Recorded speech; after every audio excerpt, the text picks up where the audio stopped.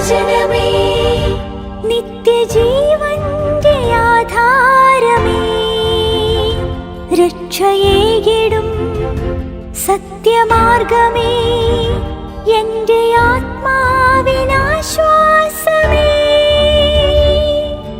വചനം വചനം വചനം. സംഖ്യയുടെ പുസ്തകം 5-ാം അധ്യായം. കർത്താവ് മോശയോട് പ്രകാരം വചിച്ചു: ഓരോ കുഷ്ഠബാധിതനെയും, സ്രവമുള്ള ഓരോരുത്തനെയും, മൃതദേഹം വഴി മലിനനായ ഓരോരുത്തനെയും പാളയത്തിൽ നിന്ന് പറഞ്ഞയക്കണമെന്ന് ഇസ്രായേലരോട് നീ കൽപ്പിക്കുക. സ്ത്രീ പുരുഷ ഭേദമന്യേ നിങ്ങൾ പറഞ്ഞയക്കണം. പാളയത്തിനു പുറത്തേക്ക് നിങ്ങൾ അവരെ പറഞ്ഞയക്കണം. അങ്ങനെ അവരുടെ മധ്യേ ഞാൻ വസിക്കുന്ന അവരുടെ പാളയങ്ങൾ അവർ മലിനമാക്കാതിരിക്കട്ടെ. ഇസ്രായേലിയർ അപ്രകാരം ചെയ്തു. അവർ അവരെ പാളയത്തിന് പുറത്തേക്ക് പറഞ്ഞയച്ചു. കർത്താവ് മോശയോട് പ്രകാരം കൽപ്പിച്ചുവോ അപ്രകാരം ഇസ്രായേലിയർ പ്രവർത്തിച്ചു. കർത്താവ് മോശയോട് അരുൾ ചെയ്തു: നീ ഇസ്രായേലരോട് പ്രസ്താവിക്കുക, അവർ കർത്താവിനെതിരെ അവിശ്വസ്തത കാട്ടി ഏതെങ്കിലും മാനുഷിക ദ്രോഹം ചെയ്യുന്നുവെന്നിരിക്കട്ടെ. പുരുഷനായാലും സ്ത്രീ ആയാലും ആ വ്യക്തി കുറ്റം ചെയ്യുന്നു. തങ്ങൾ ചെയ്ത പാപം അവർ ഏറ്റുപറയണം. തന്റെ നഷ്ടപരിഹാരം അതിന്റെ മൂല്യത്തിൽ അവൻ തിരിച്ചേൽപ്പിക്കണം. അതിന്മേൽ അതിന്റെ 1/5 കൂട്ടിച്ചേർത്ത് ആരെ അവൻ ദ്രോഹിച്ചുവോ അവന് നൽകണം. നഷ്ടപരിഹാരം ഒരുവന് തിരിച്ചേൽപ്പിക്കാൻ വീണ്ടെടുപ്പുകാരനില്ലാത്ത പക്ഷം തിരിച്ചേൽപ്പിക്കപ്പെടേണ്ട നഷ്ടപരിഹാരം കർത്താവിനുള്ളതായിരിക്കും, അതായത് പുരോഹിതനുള്ളതായിരിക്കും. ഇത് അതിനെ പ്രതി അർപ്പിക്കേണ്ട പരിഹാരയാഗത്തിന്റെ മുട്ടാടിന് പുറമെയാണ്. ഇസ്രായേലിയരുടെ എല്ലാ വിശുദ്ധ കാര്യങ്ങൾക്കുമായി അവർ പുരോഹിതന് സമർപ്പിക്കുന്ന ഓരോ കാണിക്കയും അവനുള്ളതായിരിക്കും. എന്നാൽ ഒരുവൻ തനിക്കായി വേർതിരിച്ചിട്ടുള്ളവ തനിക്കുള്ളതായിരിക്കും. ഒരുവൻ പുരോഹിതന് നൽകുന്നത് അവനുള്ളതുമായിരിക്കും. കർത്താവ് മോശയോട് പ്രകാരം വചിച്ചു: നീ ഇസ്രായേലരോട് പ്രഖ്യാപിച്ച് അവരോട് പറയുക, ആരുടെയെങ്കിലും ഭാര്യ വഴിപിഴയ്ക്കുകയും അവന് നേരെ അവിശ്വസ്തത കാട്ടുകയും ചെയ്യുന്നുവെന്നിരിക്കട്ടെ. ഒരു പുരുഷൻ അവളെ പ്രാപിച്ച് ലൈംഗിക വേഴ്ച നടത്തുന്നു. എന്നാൽ അവളുടെ ഭർത്താവിന്റെ ദൃഷ്ടിയിൽ അത് മറഞ്ഞിരിക്കുന്നു. അങ്ങനെ അവൾ സ്വയം ഒളിക്കുന്നെങ്കിലും അവൾ മലിന തന്നെ. എന്നാൽ അവൾക്കെതിരെ സാക്ഷിയില്ലാത്തതിനാൽ അവൾ പിടിക്കപ്പെടുന്നില്ല. മറിച്ച് ഭാര്യ മലിനിയായിരിക്കെ അസൂയയുടെ രൂപി ഒരുവന്റെ മേൽ കടന്നുകൂടി അവൻ അവളെ സംശയിക്കുകയോ, ഭാര്യ മലിനിയല്ലാതിരിക്കെ അസൂയയുടെ രൂപി ഒരുവന്റെ മേൽ കടന്നുകൂടി അവൻ അവളെ സംശയിക്കുകയോ ചെയ്താൽ ഭർത്താവ് തന്റെ ഭാര്യയെ പുരോഹിതന്റെ പക്കൽ ഹാജരാക്കണം. അവളെ പ്രതി അവളുടെ നൈവേദ്യമായി 10 ഏഫാ യവമാവ് അവൻ കൊണ്ടുവരികയും വേണം. അതിന്മേൽ അവൻ എണ്ണ പകരരുത്. അതിന്മേൽ കുന്തിരിക്കം വയ്ക്കുകയും അരുത്. കാരണം അത് ശങ്കാവിഷയങ്ങൾക്കുള്ള ധാന്യയാഗമാണ്, കുറ്റം ഓർമ്മിപ്പിക്കുന്ന ഒരു സ്മാരക ധാന്യയാഗം. പുരോഹിതൻ അവളെ കൊണ്ടുവന്ന് കർത്തൃസന്നിധിയിൽ നിർത്തണം. ഒരു മൺപാത്രത്തിൽ പുരോഹിതൻ വിശുദ്ധ ജലം എടുക്കണം.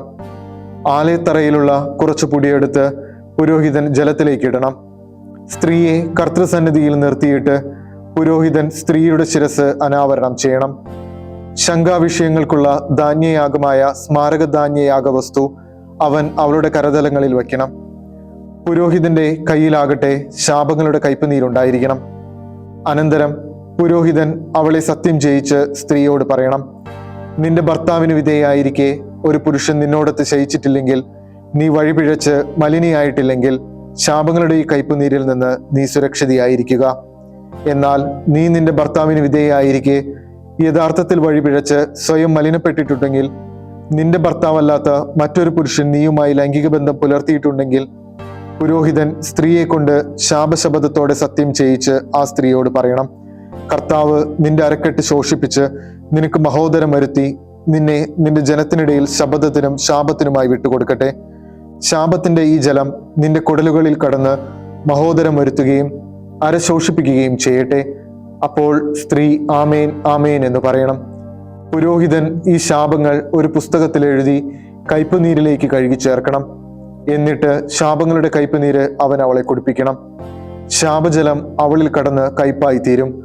പുരോഹിതൻ സ്ത്രീയുടെ കയ്യിൽ നിന്ന് ശങ്കാവിഷയങ്ങൾക്കുള്ള ധാന്യയാഗം സ്വീകരിച്ച് കർത്തൃസന്നിധിയിൽ ധാന്യയാഗം നിരാജനം ചെയ്യണം. പിന്നെ അത് അവൻ ബലിപീഠത്തിൽ സമർപ്പിക്കണം. പുരോഹിതൻ ധാന്യയാഗ വസ്തുവിൽ നിന്ന് അതിന്റെ സ്മരണാംശമായി ഒരു പിടി കോരിയെടുത്ത് ബലിപീഠത്തിൽ ധൂമിക്കണം. അതിനുശേഷമാണ് അവൻ സ്ത്രീയെ ജലം കുടിപ്പിക്കേണ്ടത്. അവൾ മലിനിയായി സ്വപുരുഷനോട് അവിശ്വസ്തത കാട്ടുക തന്നെ ചെയ്തിട്ടുണ്ടെങ്കിൽ അവൻ അവളെ കുടിപ്പിക്കുമ്പോൾ ശാപജലം അവളിൽ കടന്ന് കയ്പുള്ളതായി തീരുകയും അവളുടെ ഉദരം വീർക്കുകയും അരക്കെട്ട് ശോഷിക്കുകയും അങ്ങനെ ആ സ്ത്രീ സ്വജനത്തിനിടയിൽ ഒരു ശാപമായി തീരുകയും ചെയ്യും. എന്നാൽ ആ സ്ത്രീ സ്വയം മലിനിയായിട്ടില്ല, പ്രത്യുത ശുദ്ധിയുള്ളവളാണെങ്കിൽ അവൾ കുറ്റവിമുക്തയാകും, സന്താന ലബ്ധയാകുകയും ചെയ്യും. ഒരു സ്ത്രീ സ്വപുരുഷന് വിധേയായിരിക്കെ വഴിപിഴയ്ക്കുകയും സ്വയം മലിനയാകുകയും ചെയ്യുമ്പോൾ ശങ്കാവിഷയങ്ങളെ സംബന്ധിക്കുന്ന നിയമം ഇതാണ്. അതുപോലെ തന്നെ അസൂയയുടെ അരൂപി ഒരു പുരുഷനിൽ കടന്നുകൂടി തന്റെ ഭാര്യയെ അവൻ സംശയിച്ച് അവളെ അവൻ കർത്തൃസന്നിധിയിൽ നിർത്തുമ്പോൾ പുരോഹിതൻ ഈ നിയമവിധി ഓരോന്നുമാണ് അവളോട് അനുവർത്തിക്കേണ്ടത്. പുരുഷൻ കുറ്റത്തിൽ നിന്ന് വിമുക്തനായിരിക്കും, എന്നാൽ ആ സ്ത്രീ തന്റെ കുറ്റം വഹിക്കണം. സംഖ്യയുടെ പുസ്തകം 6-ാം അധ്യായം.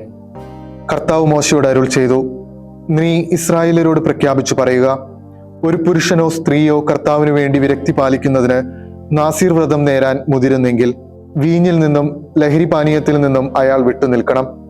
വീഞ്ഞിന്റെ വിനാഗിരിയും ലഹരി പാനീയത്തിന്റെ വിനാഗിരിയും അയാൾ കുടിക്കരുത്.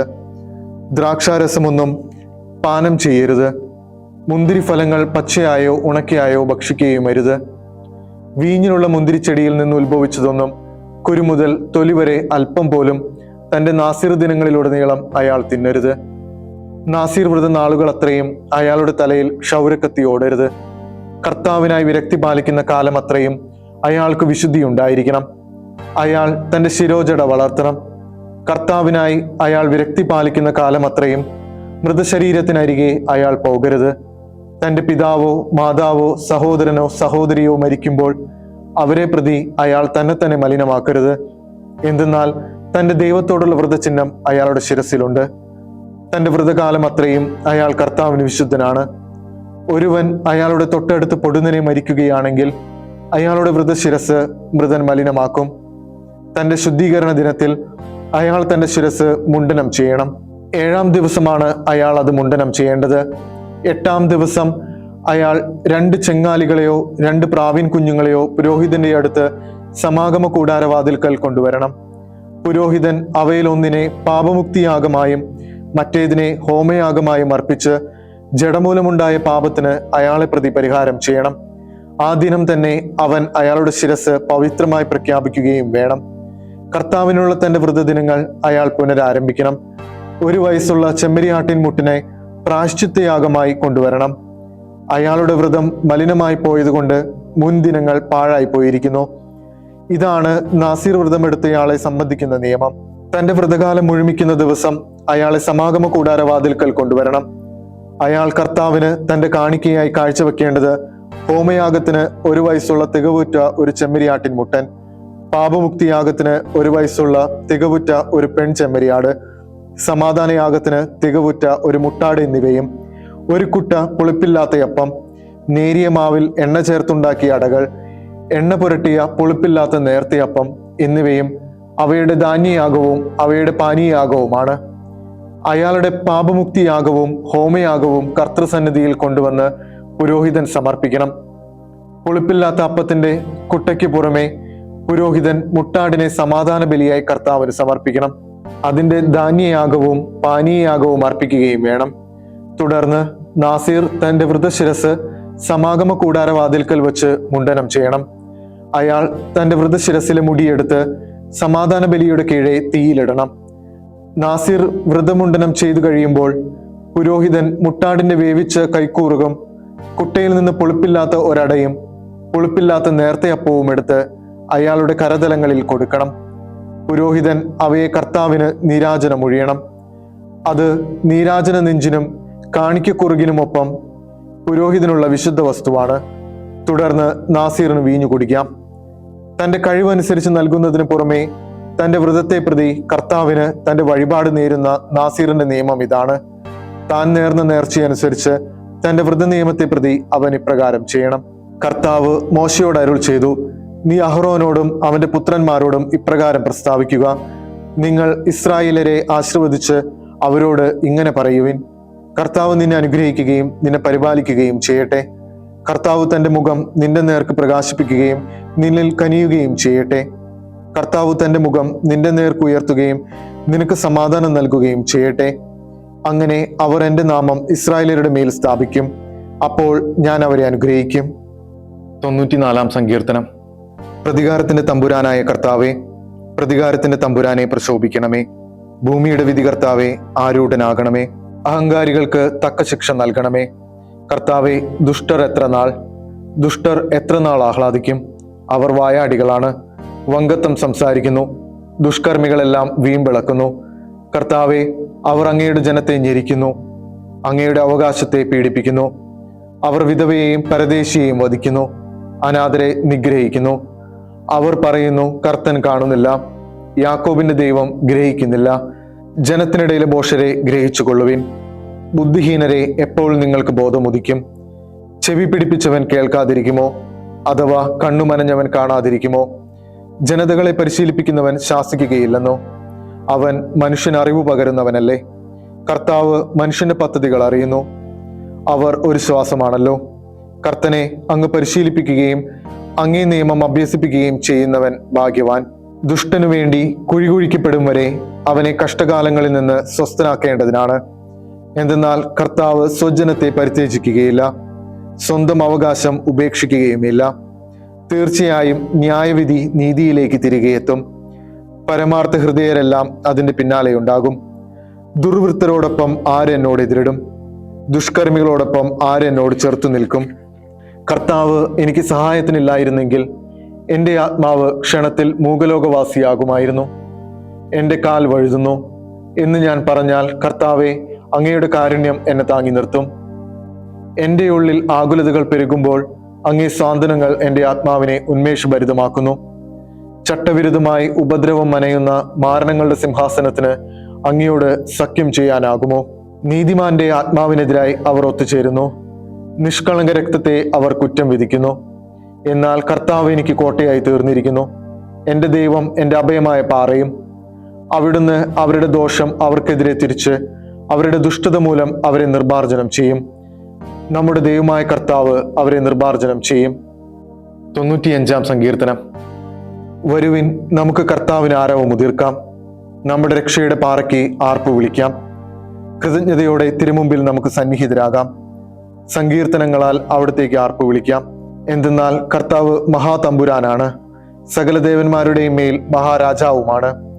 ഭൂമിയുടെ അഗാധ തലങ്ങൾ സ്വന്തം കയ്യിലുള്ളവൻ, പർവ്വത ശൃംഗങ്ങൾ സ്വന്തമായുള്ളവൻ, സമുദ്രം സ്വന്തമായുള്ളവൻ. അവിടുന്നാണ് അതുണ്ടാക്കിയത്, കരമനഞ്ഞതും തൃക്കൈകളാണ്. വരുവിൻ, നമുക്ക് ആരാധിച്ചു കുമ്പിടാം, നമ്മുടെ സൃഷ്ടാവായ കർത്താവിന്റെ മുമ്പിൽ മുട്ടുകുത്താം. എന്തെന്നാൽ അവിടുന്നാണ് നമ്മുടെ ദൈവം, അവിടുന്ന് പോറ്റുന്ന ജനമാണ് നാം, അവിടുത്തെ കൈലാജഗണവും. ഇന്ന് നിങ്ങൾ അവിടുത്തെ സ്വരം ശ്രവിച്ചിരുന്നെങ്കിൽ, മെരീബ പോലെ മരുഭൂമിയിൽ മാസായിലെ ദിനം പോലെ നിങ്ങളുടെ ഹൃദയം കഠിനമാക്കരുത്. അവിടെ നിങ്ങളുടെ പിതാക്കന്മാർ എന്നെ വിമർശിച്ചു, എന്റെ പ്രവൃത്തി കണ്ടിട്ടും അവർ എന്നെ പരീക്ഷിച്ചു. 40 സംവത്സരം ഒരു തലമുറയോട് എനിക്ക് മടുപ്പ് തോന്നി. അപ്പോൾ ഞാൻ പറഞ്ഞു, ഹൃദയം പിഴച്ച ജനമാണിവർ, എന്റെ വഴികൾ അവർ അറിയുന്നില്ല. അതുകൊണ്ട് എന്റെ കോപത്തിൽ ഞാൻ ശപഥം ചെയ്തു, എന്റെ സ്വസ്ഥതയിലേക്ക് അവർ പ്രവേശിക്കുകയില്ല.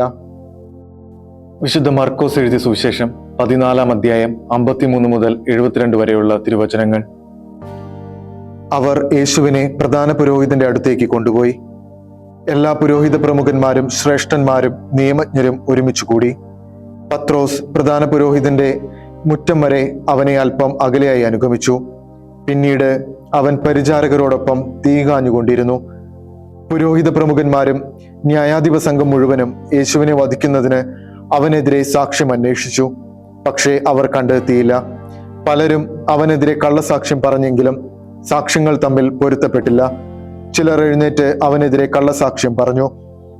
കൈകൊണ്ടു പണിത ഈ ദേവാലയം ഞാൻ നശിപ്പിക്കുകയും കൈകൊണ്ടു പണിയാത്ത മറ്റൊന്ന് 3 ദിവസം കൊണ്ട് നിർമ്മിക്കുകയും ചെയ്യുമെന്ന് ഇവൻ പറയുന്നത് ഞങ്ങൾ കേട്ടിട്ടുണ്ട്. ഇങ്ങനെയും അവരുടെ സാക്ഷ്യം പൊരുത്തപ്പെട്ടില്ല.